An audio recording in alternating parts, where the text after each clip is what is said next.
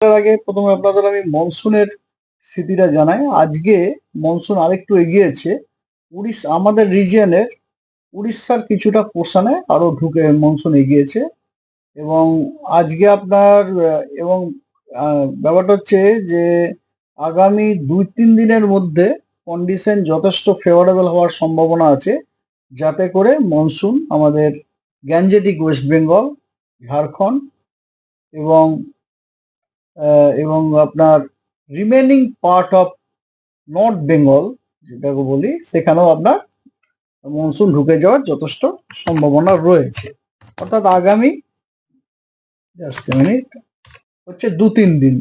It is including 2 days, ঠিক আছে, including আজকেরটা নিয়ে, ঠিক আছে।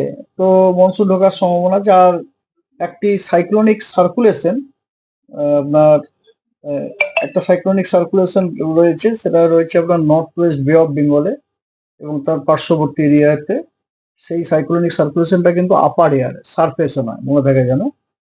মানে এটা হচ্ছে আপনার সমুদ্রপৃষ্ঠ থেকে 1.5 কিলোমিটার থেকে সমুদ্রপৃষ্ঠ থেকে 5.8 কিলোমিটার, এই যে লেয়ারটা অ্যাটমসফিয়ারে, এই লেয়ারে আপনার একটা আপার এয়ারে সাইক্লোনিক সার্কুলেশন আছে। কিন্তু এই সাইক্লোনিক সার্কুলেশনটা যতক্ষণ না স্ট্রেচড ডাউন হয়ে সারফেসে আসছে, ততক্ষণ পর্যন্ত এই সাইক্লোনিক সার্কুলেশন থেকে আমরা কোনো বেনিফিট পাবো না in terms of rainfall etcetera, ঠিক আছে।